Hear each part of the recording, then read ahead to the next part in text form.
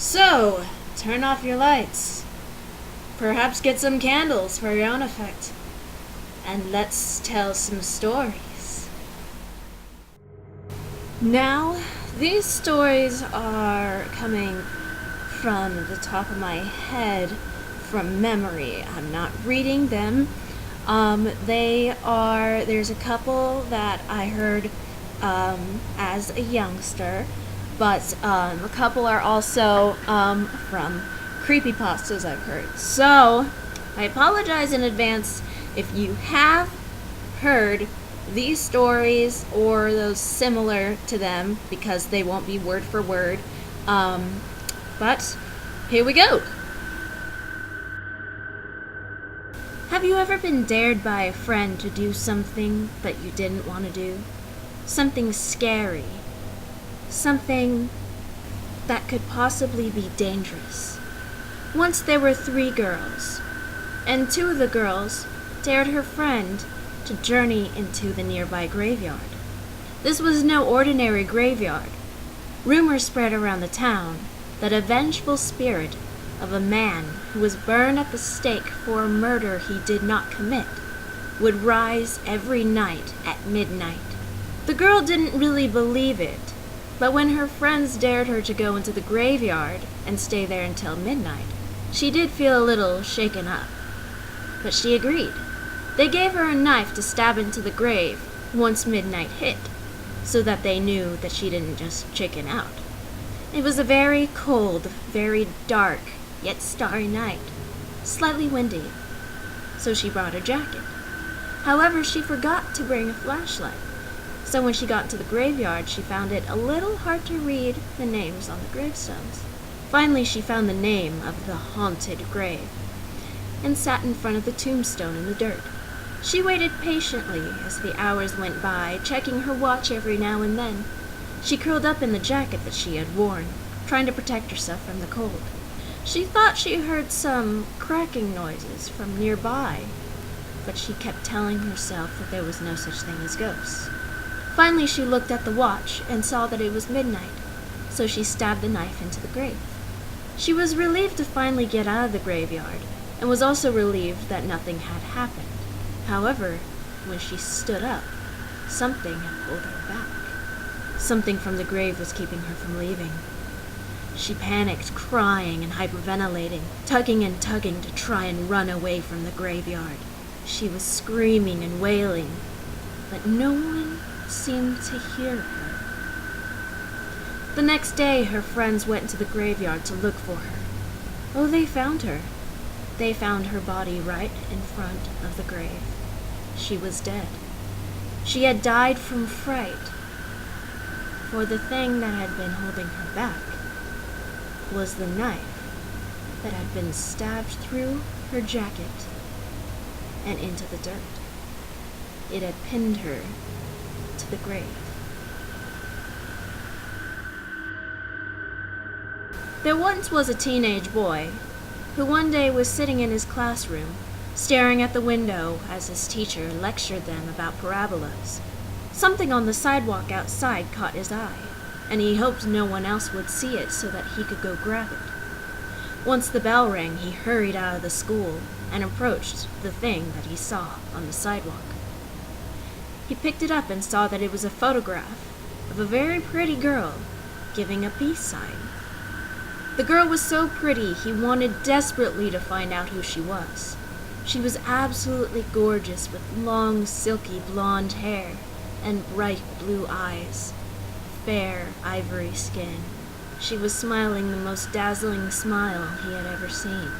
He ran around, asking other students to see if they had ever seen her before, but no one had. He ran around town, going into shops and asking shop owners if they had seen her, but no one had. As he continued down a road, he just kept staring and staring at the photo of the girl. And he wasn't paying attention. He walked into the street, and a semi-truck ran him over, killing him instantly. The photograph fluttered away. One day, a teenage boy was walking down the sidewalk when he saw something on the ground. He picked it up and saw that it was a photograph of a very pretty blonde girl holding up 3 fingers. This is the story of another lad who had a little trouble with some growths on his hands. He had had them as long as he could remember, and he knew that people were just staring at him, staring at his growths, and how freakish he looked. He tried to hide them in his pockets, but he knew that they were still judging him. He had spoken to his parents numerous times about getting the growths removed, but they always turned away and avoided the subject, talking about something else. The boy aged, hating the growths more and more. When he became a young adult, he would drink and drink until he was drunk enough to try and forget about the growths on his hands, but he just couldn't manage to get drunk enough. Finally, he was fed up with it. He drank so much vodka that he could barely feel his own arms, and that included his hands. He couldn't feel them, and he knew that this was a perfect time to try and get rid of the growths. He tried using a knife to cut them off, but it just didn't seem to do the trick. It was too slow, and he did indeed feel a little bit of the pain.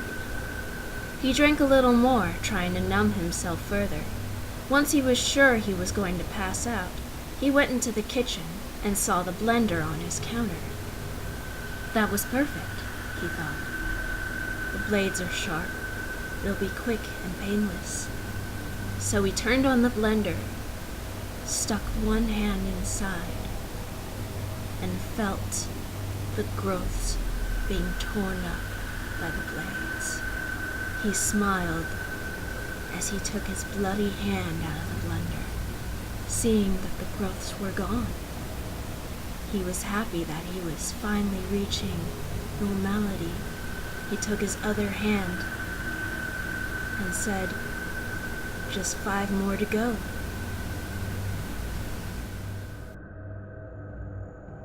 Babysitting jobs seem so innocent and harmless, and quite an easy way to make money if you're young and don't have a job. Just sitting around reading a book or watching TV while the kid sleeps? Easy. One night a young teenage girl was hired to babysit the couple's daughter.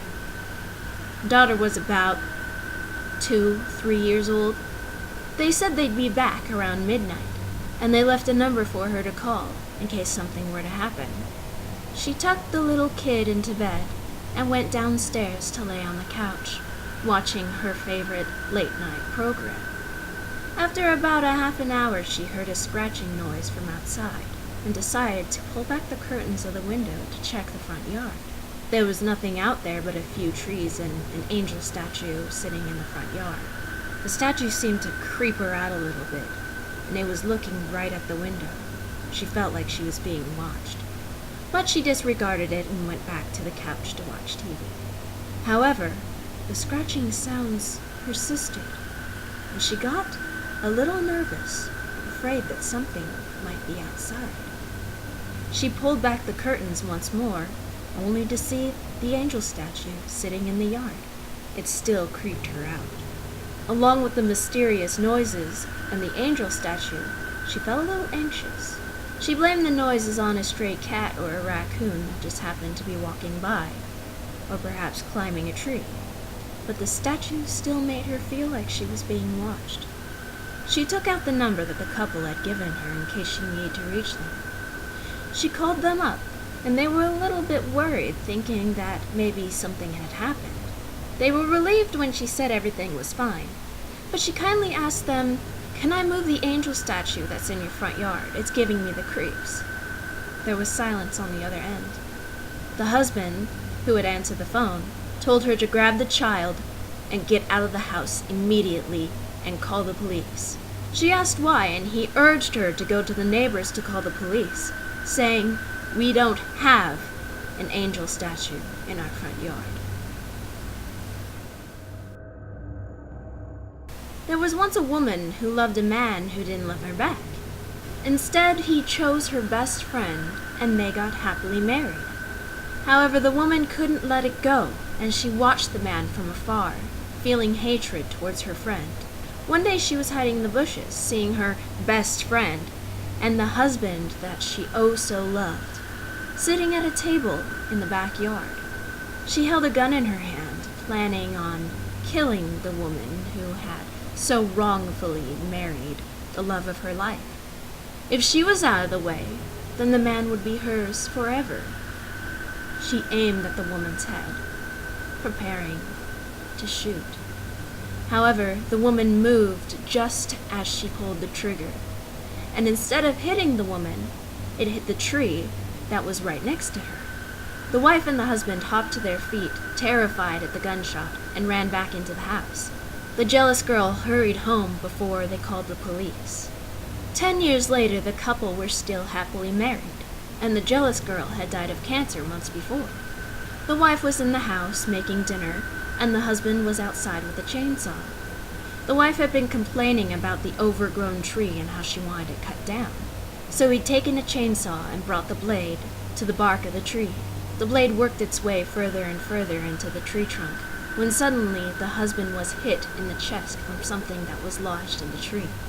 The wife found her husband bleeding in the grass, dead, with a bullet right in his heart. It was the bullet that had been stuck in the tree from that gunshot. It had been stuck for 10 whole years. I hope these stories creeped you out a little bit.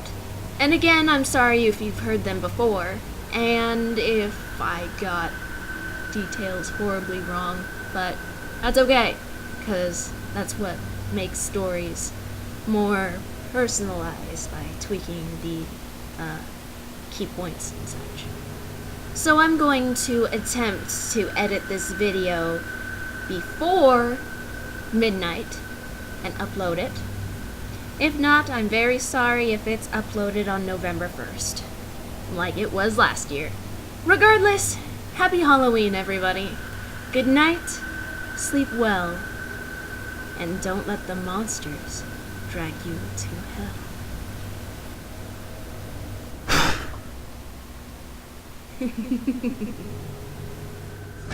I am right! I have entered the house!